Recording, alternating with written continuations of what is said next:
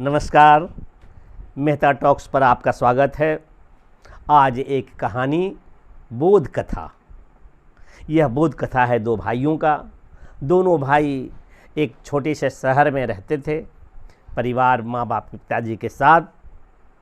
स्कूली शिक्षा समाप्त करने के बाद कॉलेज पढ़ने दिल्ली गए। दोनों भाई की आयु में दो वर्ष का अंतर था। एक भाई का नाम श्रीहर्ष और दूसरे का नाम सूरज। श्रीहर्ष का रुझान फिल्मों में तथा मीडिया में अत्यधिक था, जबकि सूरज अपने पढ़ने से जिन विषयों को लेकर के वह कॉलेज में पढ़ रहा था उन विषयों से ही मतलब रखता था। श्रीहर्ष कॉलेज की पढ़ाई के साथ साथ पत्र पत्रिकाओं एवं मीडिया में भी रुचि रहने के कारण उसकी नज़र एक दिन एक विज्ञापन पर पड़ी। विज्ञापन था एक फिल्म के, नई फिल्म और निर्माता निर्देशक भी नए थे, तो उस फिल्म के लिए नए कलाकारों, नए युवाओं की आवश्यकता थी। तो इसके लिए ऑडिशन देने का एक एडवर्टीजमेंट था। श्रीहर्ष ने दिल्ली में उस विज्ञापन को पढ़ा तो अपने भाई सूरज को कहा कि तुम भी चलो, दोनों ऑडिशन देते हैं। और ऑडिशन के लिए इन्होंने पहले ही अप्लाई कर दिया था, तो ऑडिशन के दिन दोनों भाई को वहाँ चलना था, परंतु सूरज ने साफ मना कर दिया। वह आराम करना चाहता था। मैं नहीं जाऊँगा, तुम जाओ। श्रीहर्ष अपने भाई को जानता था कि थोड़ा खाने की भी इसकी अभिरुचि बहुत है, इंटरेस्ट है, इसलिए श्रीहर्ष ने कहा कि चलो ऑडिशन के बाद तुझे पिज्ज़ा खिलाऊंगा। इस बात पर सूरज राज़ी हो गया और दोनों दिल्ली में ही ऑडिशन देने चले गए। सेंटर पर पहुँचे, देखा लंबी लाइन लगी हुई है, 1000 की लाइन थी और श्रीहर्ष कतार में खड़ा था। सूरज एक किनारे इस बात का इंतज़ार कर रहा था कि कब इसका ऑडिशन समाप्त हो और वह उसे पिज़्ज़ा खिलाए। तभी एक समय कास्ट एजेंट अंदर से, एक कास्ट एजेंट, कई कास्ट एजेंट रहे होंगे, एक कास्ट एजेंट बाहर निकला और बाहर बैठा सूरज से बोला, ए क्या कर रहे हो तुम वहाँ? तो उसने बोला, कुछ नहीं, मैं इंतज़ार कर रहा हूँ। किसका?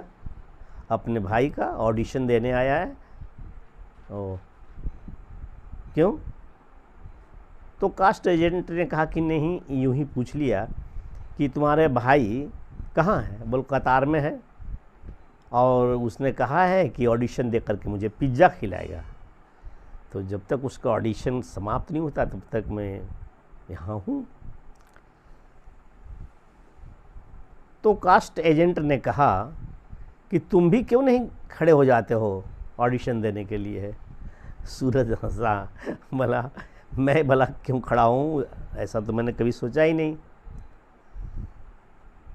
लेकिन कास्ट एजेंट के बहुत उत्साहित करने पर सूरज भी उस पंक्ति में जा खड़ा हुआ सबसे पीछे। और जब परिणाम आया तो हज़ारों में से सूरज चयन कर लिया गया। यह घटना सच्ची है। और सूरज जिस फिल्म में गया उस फिल्म का नाम था life of pi, adventure film. 2012 में रिलीज हुई और 91% लोगों द्वारा यह फिल्म पसंद की गई। फिल्म में उस चयनित सूरज का नाम सूरज शर्मा था। यह है उनका चित्र।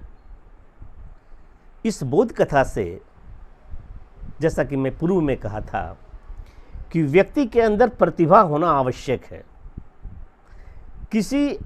इसका अर्थ यह नहीं है कि श्रीहर्ष इस प्रतिस्पर्धा में विफल रहा तो वो नाकामयाब है। नहीं, उसमें भी प्रतिभा है, वह भी ये परिश्रम कर रहे हैं।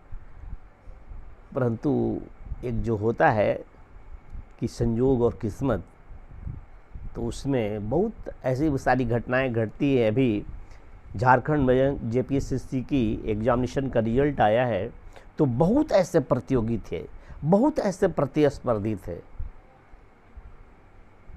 जो प्रतिभा संपन्न तो थे और जिन्हें पूरी उम्मीद थी, लेकिन वे चयनित नहीं हुए।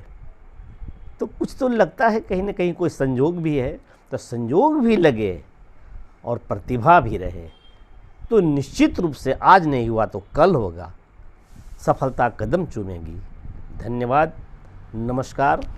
कहानी पसंद आई हो तो लाइक कीजिए, सब्सक्राइब कीजिए और कमेंट्स दीजिए, शेयर कीजिए।